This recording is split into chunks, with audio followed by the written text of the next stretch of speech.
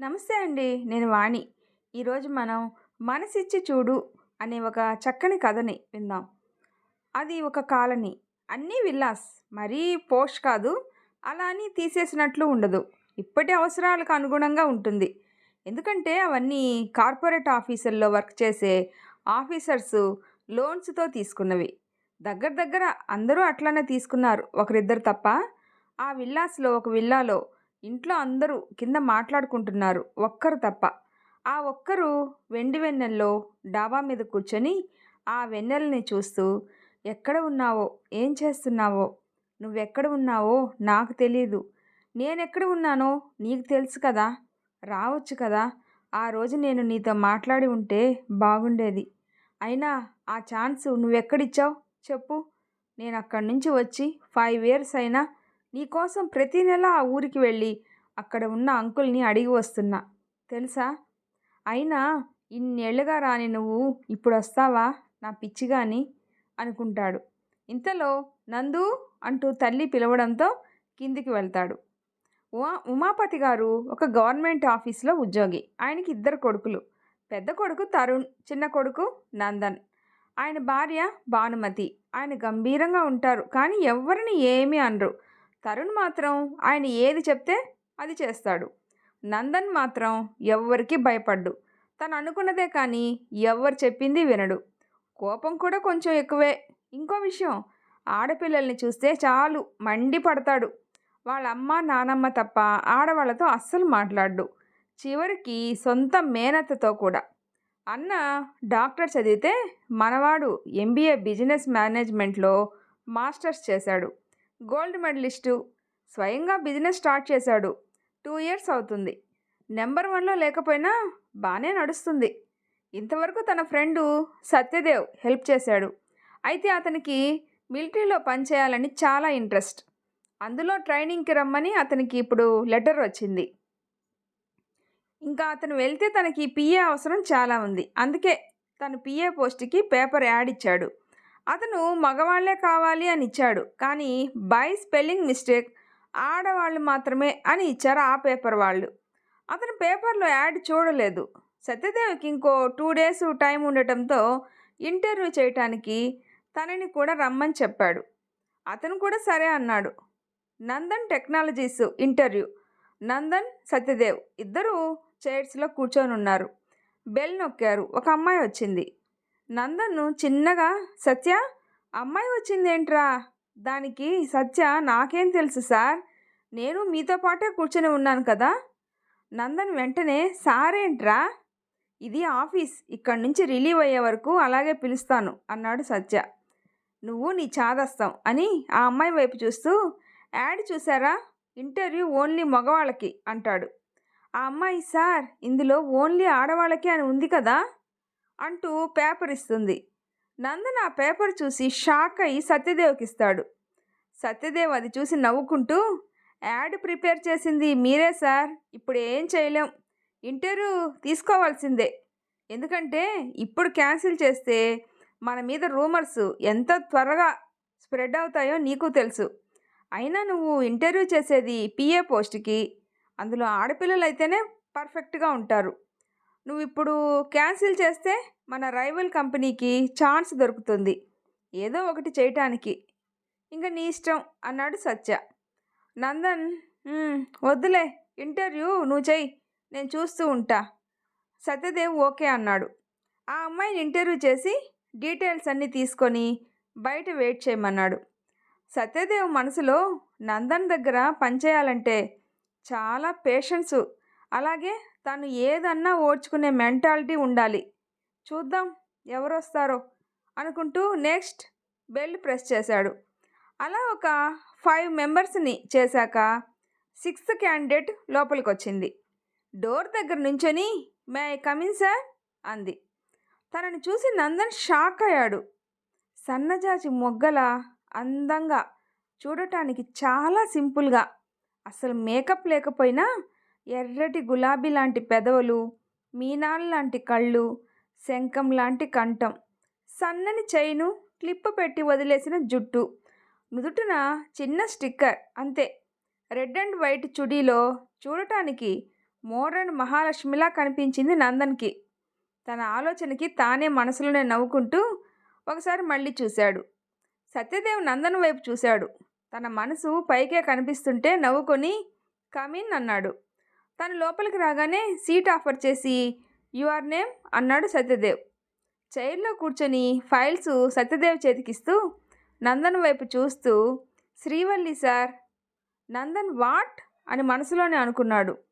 Satyadev good అని certificates అన్నీ verify చేస్తూ కొన్ని క్వశ్చన్స్ చేసి నందన్ వైపు చూసి నేను ఇంటర్వ్యూ చేయటం అయిపోయింది, మీరేదైనా అడుగుతారా సార్? నందన్ వెంటనే హా, నువ్వు 5 to 8th క్లాస్ వరకు ఎక్కడ చదువుకున్నావు? సత్యదేవ్ విచిత్రంగా చూస్తే శ్రీవల్లి నవ్వుకుంటూ సార్ అంటుంది. నందన్ షాక్లో ఏం మాట్లాడకుండా అలానే చూస్తుంటే Satyadev okay you can go అంటాడు. శ్రీవల్లి సార్ అంటుంది నందన్ వైపు చూస్తూ. సత్యదేవ్ మీరు వెళ్ళండి, బయట వెయిట్ చేయండి.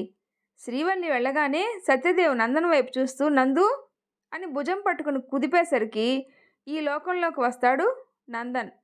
ఆతృతగా తనేది? సత్యదేవ్ ఏమైందిరా నీకు? ఆడపిల్లలతో అసలు మాట్లాడవు, మరి తను నీకు తెలుసా?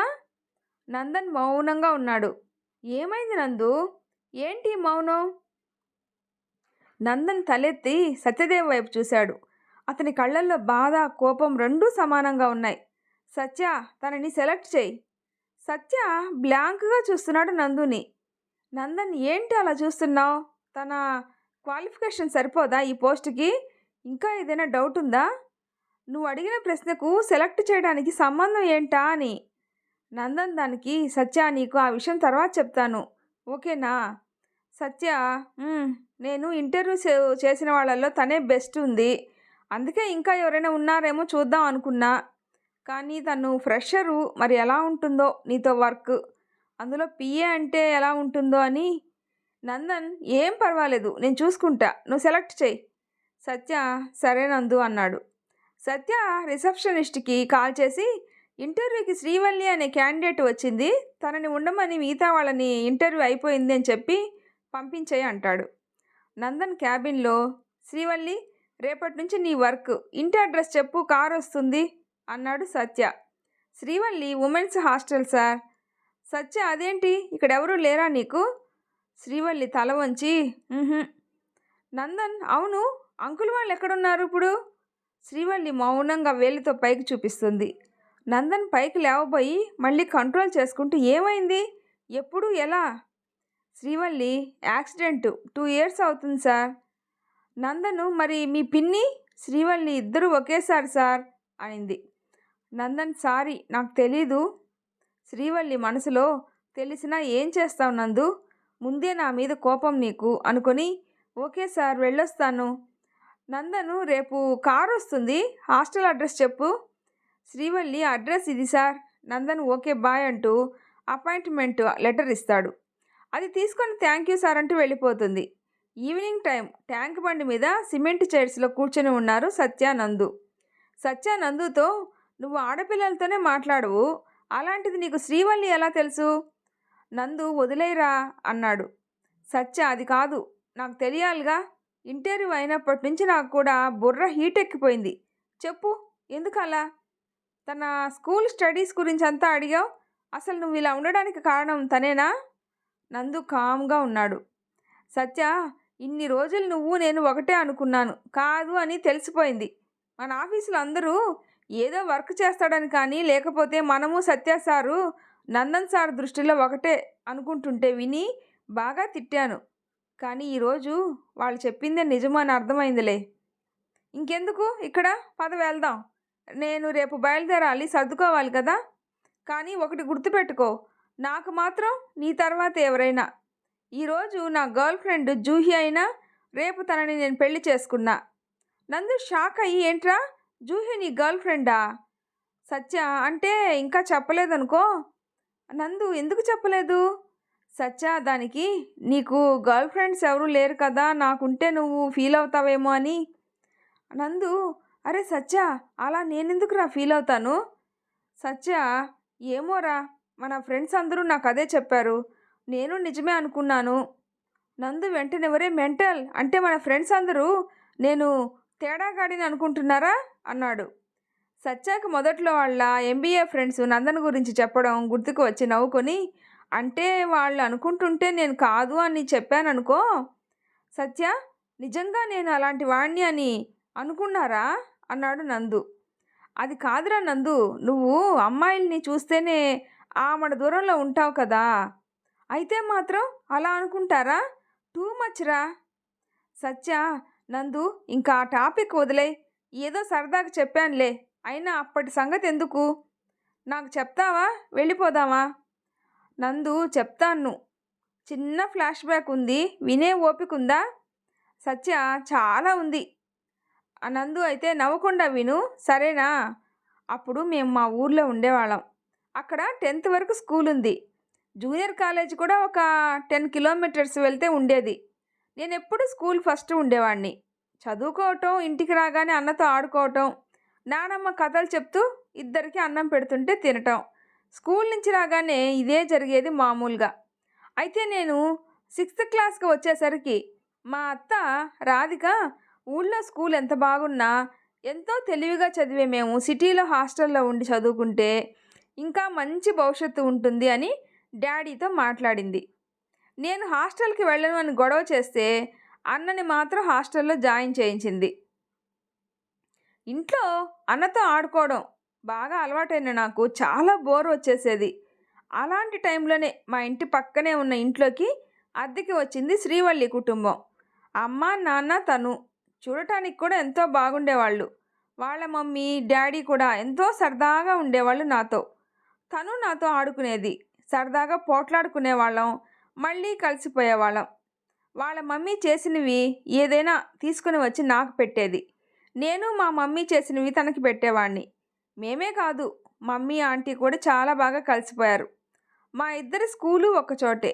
అలా 3 ఇయర్స్ ఎలా గడిచిపోయాయో తెలియనే లేదు. స్కూల్కి హాలిడేస్ ఇచ్చారు.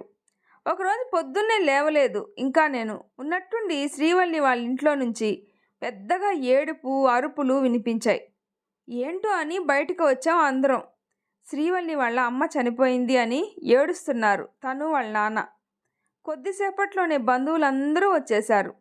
శ్రీవల్లి అమ్మమ్మ వాళ్ళ నాన్నని తిడుతూ ఉంటే ఎందుకో అనుకున్నాను. నాకప్పుడు ఏం తెలియదు. ఆయన తప్పు చేసిన వాడిలా తల వంచుకొని నిల్చుంటే ఆయన దగ్గరికి వచ్చి ఆయన చెయ్యి పట్టుకొని, శ్రీవల్లి, ఏంటమ్మమ్మ మా డాడీని ఎందుకు తిడుతున్నావు? అమ్మ చనిపోయింది, అయితే డాడీ ఏం తప్పు చేశారు? మమ్మీ హార్ట్ వీకు అని తెలుసు మీకు. అలాంటిది ఎప్పుడైనా అమ్మ గురించి ఆలోచించారా? లేదు కదా. ఇప్పుడు వచ్చి ఎందుకు తిడుతున్నారు? దానికి తన అమ్మమ్మ, నీకేం తెలియదు బంగారం, నా కూతుళ్ళిద్దరి జీవితాలు నాశనం చేశాడు మీ నాన్న. నాకు కోపం రాదా? నాకు తెలియకపోవటానికి చిన్నపిల్లని కాదు, కొంచెం లోకజ్ఞానం కూడా ఉంది. నాకు డాడీ మమ్మీని ఎలా చూసుకుంటారో తెలుసు. జరిగింది ఏంటి అని కూడా తెలుసు. దానిలో నీ చిన్న కూతురు తప్పేం లేదా? డాడీ తప్పు ఒక్కటే ఉందా? అమ్మమ్మ ఏదో అనబోయి నిప్పులు కురిపిస్తున్న మనవరాల్ని చూసి ఆగిపోయింది. తండ్రి కూతుర్ని పట్టుకొని ఏడుస్తూ ఉన్నాడు. నేను తప్పు చేశానమ్మా, నాన్నని క్షమించు అంటూ. శ్రీవల్లి, లేదు నాన్న, మీరేంటో నాకు తెలుసు, మమ్మీకి తెలుసు, కాకపోతే తన హార్ట్ వీక్ కదా, అంతే, మీరు బాధపడకండి అంటూ పెద్దరికంగా అందరి నోళ్ళు మూయించి ఆ కార్యక్రమం వాళ్ళ డాడీ చేయటానికి ఏర్పాటు చేసింది. తను అన్నట్టు నేను 9th అయ్యి 10thకి, తను 8th అయ్యి 9thకి వచ్చాం. ఏం చిన్నపిల్లలమైతే కాదు, పరిస్థితి కొంచెం అర్థం కాకపోవడానికి. తను చేసే ప్రతి పని ఆశ్చర్యంగా చూస్తూ తనకి హెల్ప్ చేయడానికి వెళ్ళాను నేను. తను వద్దులే అంది. కానీ డాడీ, మమ్మీ, ఒక్కదానివే ఆడపిల్లవి, హెల్ప్ చేస్తే వాడేం అరిగిపోడులే, బయట నుంచి ఏమన్నా కావాలన్నా వాడికి చెప్పు అన్నారు. సరే అంది. ఆ టైంలో నాకు వాళ్ళ నాన్నని చూస్తే చాలా బాధ అనిపించింది. కార్యక్రమాలన్నీ అవగానే ఆయన వద్దు అన్నా వినకుండా అన్నం తినిపించింది. ఆయనకి ట్యాబ్లెట్లు వేసి, పడుకోండి డాడీ కొంచెం సేపు అంది. నేను ఇదంతా చూస్తూ ఉన్నాను. అయినా నువ్వు తినమ్మా అన్నారు. అంకుల్, నేను తినిపిస్తాను ఈ ఒక్కరోజు, మీరు రెస్ట్ తీసుకోండి. అంకుల్ తన మనసులో బాధ పైకి రాకుండా రెస్ట్, మీ ఆంటీ మొత్తానికే రెస్ట్ ఇచ్చేసింది నాకు అన్నారు. అది విని శ్రీవల్లి బాధగా వాళ్ళ డాడీ దగ్గరికి వెళ్ళి అతని వైపు చూస్తూ, డాడీ, ఎవరు ఏమన్నా నాకు నువ్వు, నీకు నేను, సరేనా? బాధపడొద్దు అనట్లేదు, కానీ ఉండదు అని కూడా అనట్లేదు, కానీ నన్ను అనాథను మాత్రం చెయ్యొద్దు ప్లీజ్. లేదు తల్లి, ఇంకా ఈ ప్రాణం కొట్టుకుంటుంది అంటే నీ గురించే. నువ్వు కూడా తిన్నా అన్నా. నందు, కొంచెం చూడు బాబు ఈ 2 రోజులు. తప్పకుండా అంకుల్. శ్రీవల్లి, తిందువుగానరా. అన్ని ప్లేట్లో వడ్డించి తీసుకొని వచ్చాను. కరెక్ట్గా ప్లేట్లో చెయ్యి పెట్టి కలుపుకొని నోట్లో పెట్టుకునేసరికి దీనికి అంతటికీ కారణమైన వాళ్ళ పిన్ని ఇంకో ప్లేట్ తీసుకొని వచ్చింది. వల్లి, ఇది తీసుకో అంటూ. శ్రీవల్లి, అవసరం లేదు, ఇతను నా ఫ్రెండు, తను తీసుకొని వచ్చాడు, తింటున్నాను. పిన్నిని నేను ఉండగా ఎవరో పెట్టింది ఎలా తింటావు? అసలు నువ్వెవరు? నాకేమవుతావు? నువ్వు చేసిన దానికే కదా మా మమ్మీ మా ఇద్దరికి దూరం అయింది. ఇంకా నీ కళ్ళు చల్లబడలేదా? నేనేం చేశాను చెప్పు? అంతా మీ డాడీ వాళ్ళే కదా. మాట పూర్తి అవ్వకముందే శ్రీవల్లి కోపంగా, ఆపు, మా డాడీ ఏంటో మా ఇద్దరికి తెలుసు. మమ్మీకి సడన్గా ఎందుకు హార్ట్ స్ట్రోక్ వచ్చిందో డాడీకి తెలీదు. నిజం నాకు తెలుసు. డాడీకి తెలిస్తే మమ్మీ కంటే ముందు నువ్వు ఉండేదానివి ఆ ప్లేస్లో. నా దగ్గర నీ పప్పులేం ఉడకో కానీ వెళ్ళు. నన్ను ఇలా చేసి రెచ్చగొట్టి ప్రాణాలు పోగొట్టుకుంది మీ అమ్మ. నువ్వు కూడా అంత దాకా తెచ్చుకోకు. శ్రీవల్లి ఏదో అంటూ ఉంటే నేను, ఆంటీ ప్లీజ్ మీరు తర్వాత మాట్లాడుకోండి, తనని తిననివ్వండి, పొద్దున్నుంచి ఏం తినలేదు, వెళ్ళండి ఆంటీ అన్నాను. ఆమె నా వంక అదోలా చూసి వెళ్ళిపోయింది అక్కడి నుంచి. తర్వాత తను తినకపోతే నేను అది ఇది మాట్లాడుతూ తినేలా చేశాను. 10 రోజుల కార్యక్రమాలన్నీ అయిపోగానే వాళ్ళ అమ్మమ్మ శ్రీవల్లి పిన్నిని వాళ్ళ డాడీ పెళ్లి చేసుకోవాలి అని ప్రపోజల్ పెట్టింది. ఆయన ఫస్ట్ చేసుకోనని ఖచ్చితంగా చెప్పేశాడు. కానీ శ్రీవల్లి పడుకొని పొద్దున్న లేచేసరికి వాళ్ళు ఏం బెదిరించారో మాట్లాడారో తెలియదు, కానీ ఆయన ఒప్పుకున్నాడు. అలా ఒప్పుకోవటం నచ్చని శ్రీవల్లి తను కావాలా ఆవిడ కావాలో తేల్చుకోమని వార్నింగ్ ఇచ్చి మా ఇంటికి వచ్చింది. తను ఈ విషయం మమ్మీకి చెప్పి ఏడుస్తూ ఉంటే అప్పుడే లోపలికి వచ్చిన నేను బయట చూసింది, ఇంకా అక్కడ అందరూ అనుకుంటున్న విషయాన్ని దృష్టిలో పెట్టుకొని ఒక మాట అనేశాను. నేను, శ్రీ, నువ్వెందుకు ఏడుస్తున్నావు? మీ పిన్ని చెప్పింది కరెక్టేమో ఆలోచించు. మీ డాడీనే తప్పు చేశారేమో, అందుకే పెళ్లి చేసుకున్నారు. మీ ఇంటి ముందు ఇద్దరు పెళ్లి బట్టలతో నిల్చొనున్నారు. నందు, ఏం మాట్లాడుతున్నావు? మా డాడీ తప్పు చెయ్యరు, నువ్వెన్ని చెప్పినా సరే అంది ఏడుస్తూనే. నాకు బాగా కోపం వచ్చింది. ఇదిగో, అన్నీ తెలుసుకోకుండా మాట్లాడడం ఒక తప్పు, వెళ్ళి చూడు అని ఇంకేదో అనేలోపే బయటికి పరిగెత్తుకుంటూ వెళ్ళిపోయింది. అక్కడ సిచ్యువేషన్ చూసి షాకులో అలాగే ఉండిపోయింది. నేను వెళ్ళి, ఏంటి చూసావా అన్నాను. అసలే వాళ్ళ డాడీ తన నమ్మకం మీద బాగా దెబ్బ కొట్టాడు అనే బాధలో ఉందేమో. నేను మాట్లాడించేసరికి కోపంగా చూస్తూ, నందు, ఇక్కడి నుంచి వెళ్ళు, please get out of my house. అప్పటిదాకా తనకేదో చెప్పి ఏడుపు ఆపడానికి ప్రయత్నిస్తున్న నేను సీరియస్గా బయటకు వచ్చేసాను.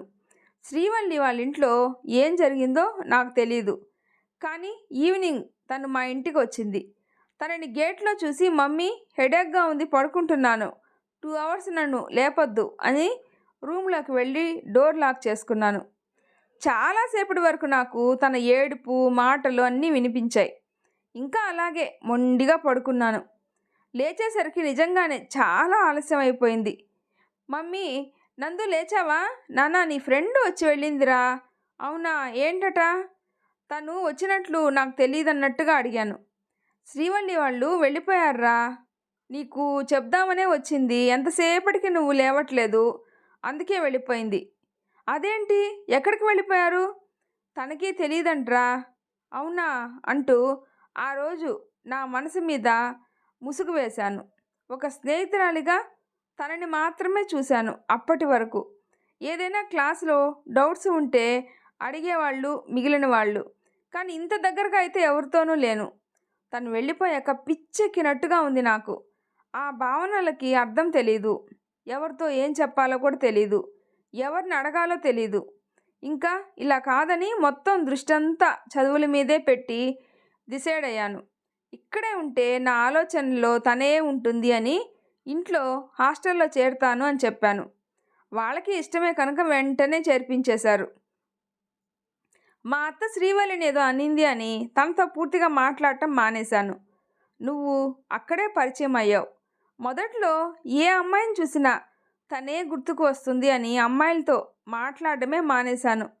చిన్నగా నాతో పాటు నా ఆలోచనల్లో మార్పు రావటం జరిగింది. నా జీవితంలో తను తప్ప ఏ ఆడపిల్ల లేదు ఇంతవరకు. తను ఎక్కడ ఉందో తెలుసుకొని తననే పెళ్లి చేసుకోవాలి అని డిసైడ్ అయ్యాను. అంతేకాదు, తను వచ్చాక తనతో స్పెండ్ చేసే టైం కోసం ఎవరి దగ్గర జాబ్ చేయకూడదు అని నేను ఈ బిజినెస్ ప్లాన్ చేసుకున్నాను. నువ్వు కూడా చాలా హెల్ప్ చేసావనుకో. ఇదిరా జరిగింది.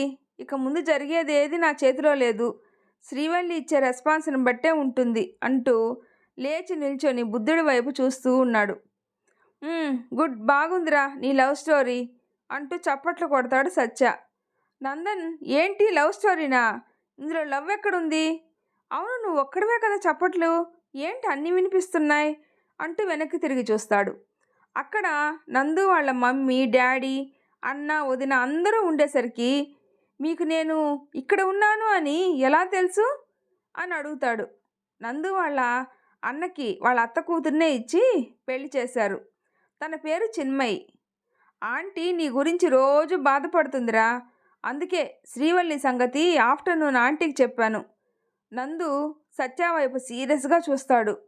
కొంచెం భయంగా చూసి నాలుగు జాడించి, పర్లేదులే, నేను రేపు మార్నింగ్ ఫ్లైట్కి ఢిల్లీ వెళ్తున్నా. సరే, మరి జూహీ సంగతి ఏంటి నాన్న? ట్రైనింగ్ నుండి వచ్చాక జూహీతో ఎంగేజ్డ్ కాకపోతే చెప్తాను, ఒకవేళ అయిపోతే అని వినిపించి అటువైపు చూస్తాడు. అక్కడ జూహీని చూసి షాక్ అయి నందు వైపు చూస్తాడు. నందు నవ్వి, తను కూడా నిన్ను లవ్ చేస్తుంది, నీకు చెప్పమ్మని నాతో చెప్పింది. నేనే వాడి మనసులో ఏముందో తెలుసుకోకుండా చెప్పలేను అన్నాను. ఇప్పుడు తెలిసింది కదా అని ఇక్కడికి రమ్మని మెసేజ్ పెట్టాను. నువ్వు అమ్మాయిలతో మాట్లాడవు కదా, నెంబర్ ఎలా తీసుకున్నావు అన్నాడు సత్య. సత్య, నువ్వు ఒకసారి నా దగ్గర జూహీతో మాత్రం ఏదైనా అవసరం ఉంటే మాట్లాడాలి అని మాట తీసుకున్నావు కదా, నువ్వే నా ఫోన్లో నెంబర్ కూడా సేవ్ చేసి పెట్టావు. ఎందుకో మొన్న జైల్ లెటర్స్తో ఉన్న నేమ్స్ చూస్తుంటే కనిపించింది. ఇందాక గుర్తుకొచ్చి మెసేజ్ చేశాను. జూహీ ఏంటి మమ్మల్ని అందరినీ ఇక్కడ నిల్చోబెట్టి మీ ఇద్దరి మాటలు? నందు చిన్నగా బెండ్ అయ్యి సత్య చెవి దగ్గర ఇంక మొదలు అంటాడు. సత్య చిన్నగా నవ్వి, ఇలా ఈ డిమాండ్ కూడా చాలా బాగుంటుంది తెలుసా? నందు, అబ్బో, అయినా మాకెలా తెలుస్తుంది? సరే, నేను మమ్మీ వాళ్ళతో వెళ్తున్నా, నువ్వు తనతో మాట్లాడి వచ్చేసాయి. అరే, నేను ఏ వెహికల్ తెచ్చుకోలేదు. నందు నవ్వుతూ, తను డ్రాప్ చేస్తుందిలే, లేకపోతే క్యాబ్ మాట్లాడుకుని రా, అది కూడా నేనే చెప్పాలా? సత్య, జూహీ ఇద్దరు మౌనంగా ఉన్నారు. ఒక 5 నిమిషాలు గడిచాయి. జూహీ, ఇంకా వెళ్దామా? జూహీ, అది ఏది చెప్పు. సత్య కామ్గా ఉన్నాడు. జూహీ దగ్గరకు వచ్చి కొట్టేసింది. ఓయ్ ఆగు, దెబ్బ తగులుతోంది, ఉండు అంటూ 2 చేతులు పట్టుకొని, ఎందుకు కొడుతున్నావు? నీకు దెబ్బలు కూడా తగులుతాయా? సత్య, అదేంటి అలా అడుగుతున్నావు? అసలు ఏమనుకుంటున్నావు నా గురించి? ఎంగేజ్డ్ కాకపోతే చెప్తావా? అంటే మా వాళ్ళు బలవంతంగా పెళ్లి చేస్తే చూస్తూ ఊరుకుంటావా? నీకు ఇష్టం లేకుండా జరుగుతుంటే నేనెందుకు ఊరుకుంటాను? ఇప్పుడు కూడా నీకు ఇష్టం ఉందో లేదో అని చెప్పటానికి భయపడ్డాను. ట్రైనింగ్కి వెళ్ళేటప్పుడు నువ్వు కాదన్నావనుకో, మైండ్ మొత్తం డిస్టర్బ్ అయిపోతుంది. అప్పుడు ట్రైనింగ్లో ఫెయిల్ అవుతాను. నాకు నువ్వెంత ముఖ్యమో ఈ జాబ్ కూడా అంతే ముఖ్యం. అందుకే చెప్పలేదు అన్నాడు సత్య. సర్లే పద ఇంకా అనింది జూహీ. అప్పుడే ఎందుకు, కొంచెంసేపు మాట్లాడుకుందాం అన్నాడు సత్య. అమ్మో వద్దు. ఎందుకు వద్దు జూహీ, ప్లీజ్, నాకు నాకు నీకేమిటి? సత్య నవ్వుతూ, ఓ ముద్దు కావాలి అన్నాడు. ఇదిగో ఇందుకే వెళ్దాం అన్నది అంటూ చెవి దగ్గర నందు ఇక్కడే ఉన్నాడు అనింది. అంతే. సత్య ఉలిక్కిపడి, ఏంటి? జూహీ చిన్నగా తల తిప్పి అటు చూడు. సత్య చూసి, ఛీ, కొంచెం ఉంటే దొరికిపోయేవాడిని, పద వెళ్దాం. ఇద్దరూ లేచి వెళ్తూ నందుతో, అక్కడ చాటుగా ఏం చూస్తావులే పద అన్నాడు కోపంగా. నందు నవ్వుకుంటూ బయటికొచ్చి, అయ్యగారికి కోపం బాగా వచ్చినట్లుంది. సత్య సడన్గా నందు చెయ్యి వెనక్కి తిప్పి, నీకు ఇలా కాదురా, మా చెల్లి నీతో మాట్లాడకుండా ఉంటే అప్పుడు తెలుస్తుంది. నందు, ఇప్పుడేగా స్టోరీ అంతా చెప్పాను. నేను లవ్ చేయలేదు, కానీ శ్రీవల్లిని తప్ప ఎవ్వరిని చూడను. అయినా నీకు చెల్లి లేదు కదరా.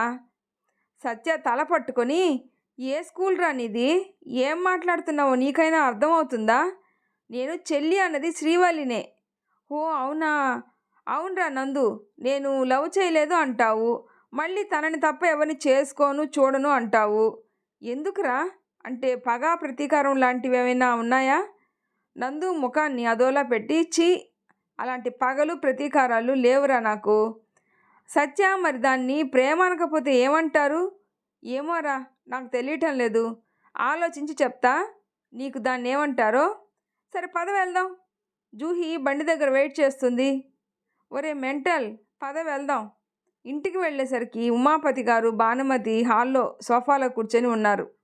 అన్నా వదిన కూడా అక్కడే ఉన్నారు. ఎవ్వరూ చూడకుండా వెళ్ళాలని చప్పుడు చేయకుండా అడుగులో అడుగు వేసుకుంటూ వెళ్తూ ఉండగా, నందు ఆగు అనే కంఠం గంభీరంగా వినిపించేసరికి ఆగిపోయాడు. వెనక్కి తిరిగి, ఏంటి డాడీ అని అడిగాడు. ఉమాపతి, ఏంట్రా నీ బిల్డప్, అత్తతో కూడా మాట్లాడకుండా? నందు, అనుకున్నా ఇదే అడుగుతారని. అన్నింటికీ రీజన్స్ ఉంటాయి. అత్తతో మాట్లాడిన నేను వదినతో మాట్లాడతాను కదా. ఎందుకు మాట్లాడను అనేది నాకు అత్తకి తెలుసు. ఇంకెవ్వరికి తెలియాల్సిన అవసరమే లేదు. గుడ్ నైట్ అని చెప్పి వెళ్ళిపోతాడు. తర్వాత ఏం జరుగుతుందో నెక్స్ట్ పార్ట్లో తెలుసుకుందాము. ఈ స్టోరీ మీకు నచ్చినట్లయితే ప్లీజ్ లైక్ చేసి షేర్ చేయండి, సబ్స్క్రైబ్ చేసుకోండి. స్టోరీ అలా తప్పకుండా కామెంట్ చేయండి. Thanks for listening.